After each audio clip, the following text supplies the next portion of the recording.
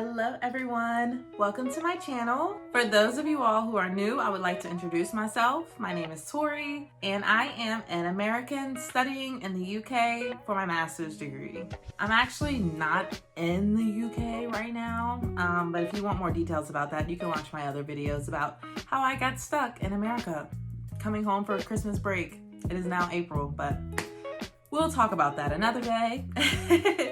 I have talked about it enough, I know. But yeah, I am a master's student and I am studying at Brookes University in Oxford, England. And I just wanted to make this video because I feel like it could be useful for other students who are going to be studying abroad. So I got the idea from this video because I always, ever since September and I started this program, I have always gotten DMs and questions from other international students, either saying like, hey, I'm studying at the same school as you, I'm following you on YouTube, I have these questions. So I went through my DMs and I screenshotted some of the questions that I think could be useful to you. So the first set of questions are about Oxford and Oxford Brookes. The second set of questions is about my quarantine. The third set of questions, I believe, are about accommodation, and then the last set are about jobs. So I've got my handy MacBook here and my questions lined out, and we're just gonna go through them. I'm going to be completely honest with you guys. I have no reason to hold anything back, and I really do hope this video is useful. So first, we're gonna start with the questions about Oxford and Oxford Brookes. Question number 1, what made you choose Oxford Brookes as a university? So Oxford Brookes is separate from Oxford, like the University of Oxford. But I did visit the city in 2019 and I absolutely fell in love with Oxford. It was very historic, but it was still very beautiful in its own way. So for one, I like the city of Oxford. For two, the university seemed very modern. I think it was built within the last 50 years. Whereas, Oxford University is like 300, 500 years old. So it's very modern in that sense. The building and the facilities look very modern. And last, they had a really good human resource management program for the master's students. They talked about how they've been teaching this for 30 years. They had the description for the lecturers or the professors, and they seemed like they knew what they were talking about as well. So yeah, I liked the location. I liked how the school was very modern. And I also liked how they presented my program to me. It seemed like a good fit for me and I just went for it and I applied. And they were actually the first school that I heard back from, and I applied to like 5 at a time. They responded back to me within like a week. So I don't know if it was fate or what, but I was like, I think I'm gonna choose this school. Okay, so question number 2. Hey Tori, I watched your YouTube video, Uni Studio Flat Tour, and I really enjoyed it. I am considered an international student as well, looking to further my studies at Brookes in psychology, BSc, like a bachelor's program.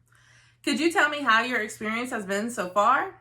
The only thing I'm concerned about is the entertainment and things to do in Oxford. I heard there isn't much to do. Tell me I'm wrong. So there's 2 questions here: my experience thus far and if there's things to do in Oxford. I think I want to answer the second one. There's definitely things to do in Oxford.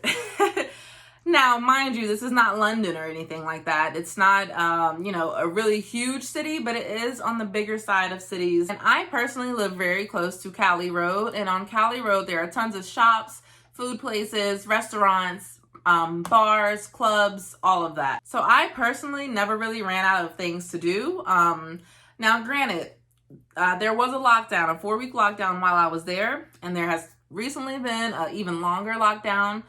So things have been very limited, but even then I still enjoyed myself. I still went out and I made new friends, ate different foods, shopped at different places. I definitely still enjoyed myself. So there is a nightlife in Oxford. Don't let anybody tell you otherwise. And to speak on my experience thus far, for me, it's a little different because I spent first semester in person and then the second semester has been online. So I will talk about both very briefly. In person, everything was really, really good. I felt like the university did a very good job with social distancing. They had hand sanitizer everywhere that you looked, literally everywhere. There was security on campus to make sure people weren't in big crowds, make sure that, we're following regulations, going by guidelines. And the professors were very much enthusiastic. I think everyone was just happy to still be able to have that in-person experience. So I went in person the whole first semester, and I absolutely loved it. I definitely would recommend the in-person experience. I don't have any regrets. It was amazing. The library facilities were easy to use. The library was open. Wi-Fi everywhere. There were different food places that you could eat. Not as many as I think there normally are, but there was at least 2 places on campus where you could get hot, warm food. I really did enjoy the in-person experience and be able to talk to your classmates and get to know them. I do recommend, definitely. Now, my online experience was definitely different, I will say. And like I told you in the beginning, I'm going to be honest and I'm not holding anything back. I have no reason to. I definitely think that the university maybe did not take into consideration how hard online learning may be for students who were not planning on doing online learning in the first place, if that makes sense. I still had the same amount of assignments expected of me. Due dates, like I currently have 3 assignments that are due in 2.5 weeks, and they're due on Tuesday, Wednesday, Thursday. Back-to-back days. I had in total 9 assignments to do this semester. And I think normally, I wouldn't complain. Normally I wouldn't complain because I can go to the library if I want to. I can meet up with friends, have study dates. I can go to a, coffee shop if I want to get my work done. Like being in person and having so much work to do is a little less intimidating than staring literally at your computer screen. Staring at this screen for hours and hours. Like I have to do a 3-hour lecture almost every day. And after I finish my 3-hour lecture, I don't really want to sit on my computer and do more work on my dissertation or work on my other assignments. Even though I know I have to, my motivation is very low. The morale is really low. My head hurts sometimes because of the screen time. I did buy some glasses that are like yellow light, I guess, to block out, when you use computer screens. I don't know the proper name, but that did help. But overall, it's still just different. It is very different. And I know a lot of people in my course were very stressed out, anxious, depressed even, just because of the amount of work that was expected of us and how we're still expected to be, on pace. I did express my concerns. Me and a couple other students expressed our concerns to one of my professors, well, a group of my professors, honestly, about mental health during online classes and how this whole online thing has just been really affecting us mentally. And I am very grateful that my professors were willing to listen to us, and they even tried to come up with some ways to help. And one of my professors even put together a mental health lecture just for us about your well-being, to talk to the counseling services that the school offers, and to just bring awareness around this mental health and to let us know that they do care. So that I am very grateful for, and I understand that this is a new experience for everybody. So I'm not going to be mad or say they should have done better, but I do think they could have maybe put a little bit more consideration into making things a little more flexible. But we all are learning. This is new for everybody, so I'm not mad. But that's my experience thus far. Overall, I will just say I love the university. I would definitely recommend Oxford Brookes to, anybody. I feel like it's very modern, and I think that there's probably 9 times out of 10 a program there that fits you. I promise you. All right, question number 3. This is general about Oxford. What's the weather like? Is there anything you wish you packed that you suggest I bring from home? So the weather in England, for those of you who don't know, it is very rainy most times. I won't say rainy and cold because it wasn't really like, oh my gosh, I need to wear a huge winter coat and wear multiple layers, at least not for me. But it would rain quite often. So in that light, I would say rain boots or an umbrella is a must. Like you want to have that before you get off the plane because although we have to go through quarantine and stuff nowadays, it's going to be raining. I promise you it's going to rain. If I can guarantee anything, it is going to rain in England. So bring rain boots, a rain jacket, umbrella, be prepared for the rain. But besides that, the weather is very mild. I don't think that it's thunderstorms and raining every single day, but it's also not cloudy every single day. It's not sunny every single day. You do get a mixture of it all. But Overall, the weather wasn't horrible, but I was there during the winter time, so it was a little bit miserable. But I did leave in December, so I think I missed all the snow and the really, really cold. And I will definitely update you guys whenever I return to let you know what the spring and summer is like in Oxford. But the weather is not horrible, just be prepared for rain. So the last question that is related to Oxford or Oxford Brookes, it was actually a part of another message, but I just wanted to highlight this question because I think it's important. So the person I was talking to was telling me that they booked a taxi service that Oxford Brookes offered to international students. And the question is, were they prompt? Were there any issues? So just a brief overview, Oxford Brookes partnered with Green Taxi, which is based in Oxford as well, to offer international students a 70-pound ride from London to their accommodation in Oxford. So to me, this was the safest route, and it was actually very convenient because as soon as you get off the plane and you meet your driver, you can put your things into the car and go straight to your accommodation. You don't have to worry about public transport, buying tickets. You know, it was very much catered to you. Now, about them being prompt, I just want to say I didn't have any issues at all, but I think that it's kind of difficult because when you get off your plane and you're at the airport, this is, COVID times that we're talking about. You're not going to leave and go straight through immigration and customs and, be right where you need to be. The process takes a while. So I made sure that when I booked, like say my flight landed at 6:30 a.m., I didn't really book my cab until 8 a.m. because I didn't want them to be waiting on me. Because if they have to wait longer than 30 minutes, I think they charge you. So I wanted to make sure I was waiting on them and they weren't waiting on me.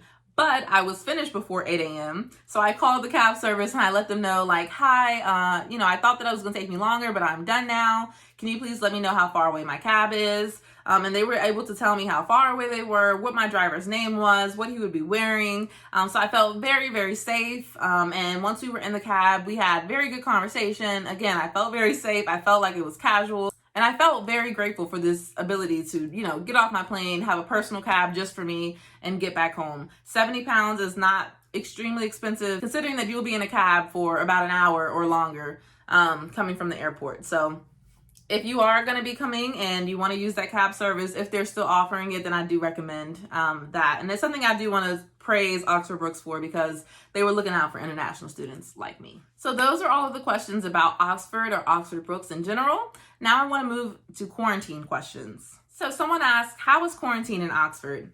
Did you get a uni accommodation after quarantine? As I'm from the United States, we are not a red list country, or we're not considered a red list country to England. So I was able to quarantine in my accommodation. And my accommodation, they were very helpful. They let me know if I need anything, I could just call reception. But soon as I got to my accommodation, I was not allowed to leave my room for anything. They did have a courtyard that they said I could go out and walk in if I wanted to get fresh air, but I wasn't allowed to leave the actual accommodation.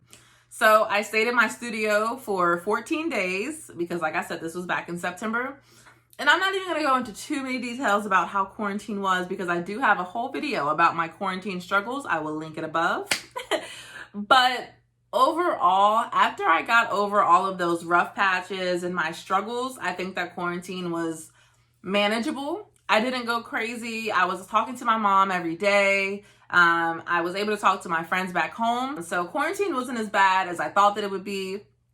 Like I said, at first there were some rough patches. There were indeed some rough patches. I had to deal with, credit card issue and, not having the supplies or food that I needed, things like that.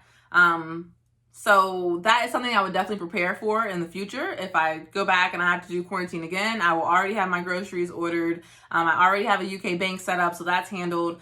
But definitely check out that video because I want you guys to know the things that I had to go through so that you don't have to go through them. Okay, so this next question is a little bit more specific about the quarantine, but they said, I wanted to ask about your quarantine food. Did you order food or did the accommodation bureau get your food for 14 days? Also, what about the toiletries? So I had to order my own food, and at the time I was just planning on ordering food when I got there, which I did. But I had issues with my credit card. Even though I had an international credit card, the grocery stores did not account for this. They only were accepting UK credit cards. So I had to get a friend to pay for it for me, and then I had to pay them back later on. But you do have to order your own food. So if there is any way that you can order it before you get there, I definitely suggest asking friends that are there to maybe order it for you. Talk to your accommodation and see if they can help order groceries for you before you get there. Maybe you can pay them the money first. But you do have to order your own food, and you're going to want to order your own food, because I was ordering Uber Eats for like 3 days in a row, and I just felt really sluggish and nasty, and I definitely did not have enough water as much as I needed. So keep that in mind. And same thing for toiletries. I did not have any toiletries. I think that I could have asked accommodation for like toilet paper or paper towels if I needed them. But besides that, that's like all that they had. They don't have shampoo, lotion, conditioner, things like that. So you want to bring those as well. Bring them instead of trying to buy them, because you're going to have to quarantine. So you don't want to be in quarantine with no lotion or body cream or shampoo or soap or whatever. So bring your toiletries that are essential to you and order your food before you come. So that's it about quarantine. I'm not going to go into too many details or answer too many questions, because I do have an entire video about it. But if there are any other specific questions that I didn't reach, definitely drop them in the comment box below. I do not mind doing a part 2 to this video. So the next set of questions are about accommodation. So this person sent me like 5 questions, and some of them I might have already touched on, or I might touch on later, but I do want to read them all to you. So number 1, where did you stay? I have zero interest in living on campus or being without my own bathroom or kitchen, LOL. 2, what would you say are the pros and cons of university accommodation versus living alone? 3, how early before classes started did you move to Oxford? 4, are there any other single person student accommodations in Oxford with a shower and stove you could recommend? And 5, did you get a phone plan in the UK, or did you keep your American phone plan? So I'm just going to go through these very quickly.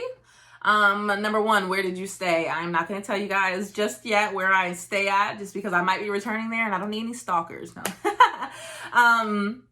I think I might have responded to this person and told them like where I stayed, or gave them a answer of where they can look. So I think question number 1, where did you stay? And number 4, are there any other single person student accommodations?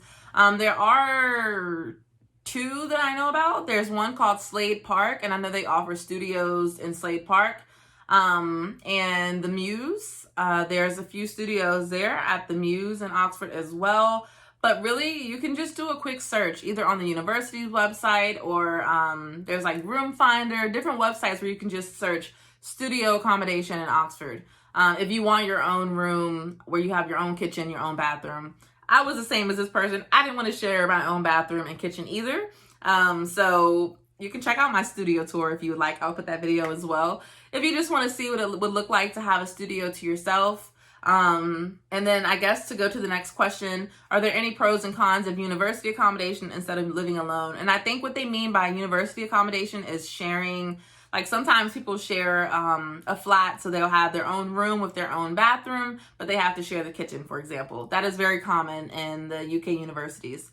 To me, I think that's the biggest difference. And the biggest con is that you have to share a kitchen. And to me, you don't know if everybody is cleanly or, you know, how they maintain things. So I've only lived with my family. I've never really had roommates, except for a few months when I studied abroad in 2019. But for the most part, I've always been at home, and I've had my own room, my own space. So I wanted to keep it that way. I think some cons could be, though, that if you live in your own private accommodation, or your own studio, I should say, it's kind of hard for you to make friends with those daily interactions. Whereas if you have a flat, or if you share a flat, or if you share one of those shared accommodations, you at least have 4, 5, 6, 7, however many people around you that you could potentially make friends with and go out and have activities with. So that's a pro to living in a university accommodation where you share. You can make friends easier, but then, you know, you may not know how clean they are, if you get along with them, but that's just the game you play, and you don't have to always be around them, and you can always keep your space tidy, and you can make rules, you know, we wash dishes on a certain day or whatever. But to me, I just wanted to live alone. But I do think that, like, my friends that have a shared accommodation, they don't complain about it. So it's not a big deal. I think it just comes down to preferences and, of course, money. Because if you want to live in a studio by yourself, it's not cheap. I'm just going to say that right there. The question number 3 with this one, how early before classes started did you move to Oxford? I moved September 12th. I know that was the date. And I think classes started not that first week. The first week that I was there, it was just orientation, basically. And then it was the week after that is when class started. So I had to do 1 week of orientation and then 1 week of actual teaching online. And then after that second week, I was able to go in person. So I moved very close to the start date, but I think that's because my tenancy started very late in September. So I had to move when my tenancy agreement started. But if you are able to get there early enough to quarantine so that you can be in classes when they go back to being in person, I would recommend that. And the last bit of this question is, did I get a phone plan in the UK or did I keep my American phone plan? I did not keep my American phone plan because it was like $100. Even though it had international capabilities, that was just too much money for me because I know that in the UK, you can get unlimited everything for like 35, 40 pounds. And so what I had to do was purchase my iPhone. I had to pay for the phone so that I owned it and I had to get it unlocked. And then once I got out of quarantine, the first place that I went to was EE and I got a phone plan, SIM card, all of that fun stuff. That's what I recommend. You just don't want to be spending a bunch of money because I know that in the US, and I don't know about other countries, but in the US, phone plans are just really expensive for no reason at all. And you don't want to pay that extra money when you don't have to.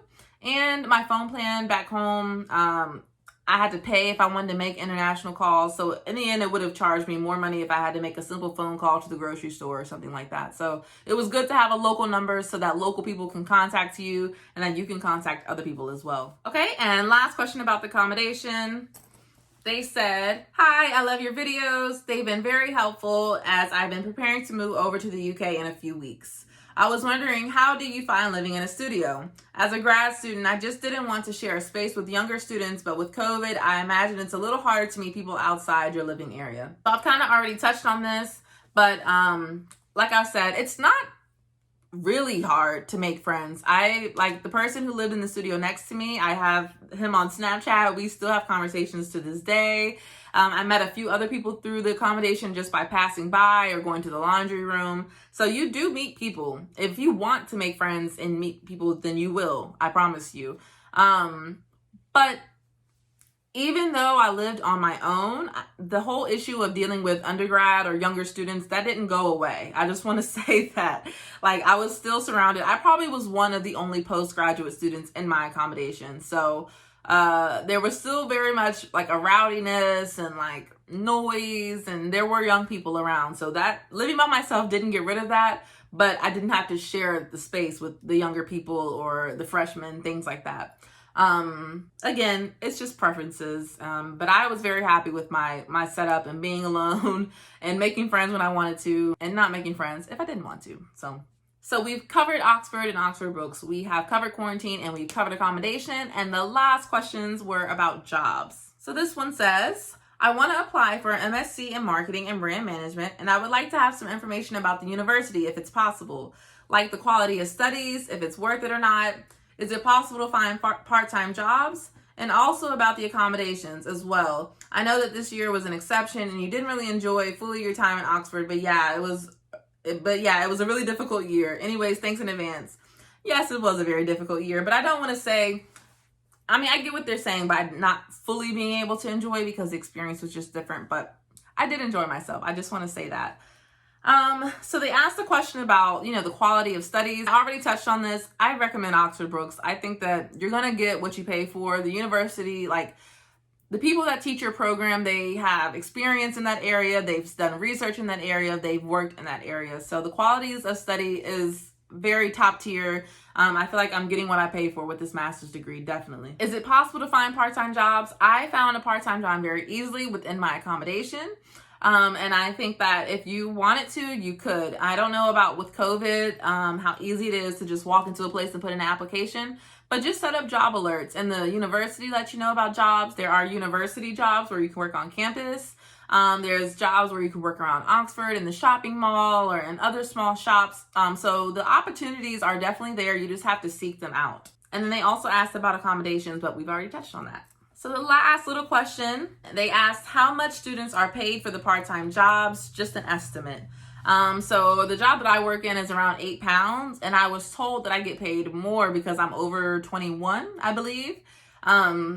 So I guess if you're between 18 and 21, I guess you probably make a little less, but I made around £8. I think it might be £8.40, £8.50, 60, something like that. I can't remember. I haven't worked there in months, but, but around £8. So it's not a lot of money at all. I think it's very close to minimum wage in the country, but that's okay with me. I just wanted enough money to pay for my groceries and any fun activities that I wanted to do, because I do have money that I came to England with, and I applied for a loan, which I wouldn't mind making a video about that either. If you would like, please comment down below and let me know if you'd like to know about the loan process, being a US student studying abroad. But if you want just a little extra cash in your pocket, part-time jobs are there. They don't pay extremely well, but it's still money and it's still something. They do suggest for master students to only work part-time jobs or to work as least as possible. If not, don't work at all, because your program is very much intense. But the job that I found was very much like a receptionist job. So I could literally sit for almost my entire shift and work on my assignments. So it really didn't feel like I was working. And I know that my professors wouldn't think that this job was taking up too much of my time. But just keep in mind, you are a full-time student and that's what your focus is on. So if you want a little small job, a couple hours a week, the opportunities are there. You can only work up to 20 hours a week as well. I just want to throw that out there. But overall, the opportunities are there. And if you want it, go for it. All right, guys. So that's it with all of my questions. And I know I've said this before, but if you have any additional questions that I didn't touch, if I have enough of them, I will definitely make a part 2 to this video, because I think it's kind of fun. And I don't mind responding to Instagram DMs either. If you follow me on Instagram, go ahead and send me a message if you like, at tori.aaliyah. But it's also nice to make these videos because not everybody has an Instagram, or not everybody follows me on Instagram. And I want this video to help as many people as it can. So I hope that I have done that. Again, if you've enjoyed this video, don't forget to give me a thumbs up. And hopefully by now you've subscribed. I hope so. I really do. But thank you all so much. I have enjoyed making this, and I will see you all next time. Bye.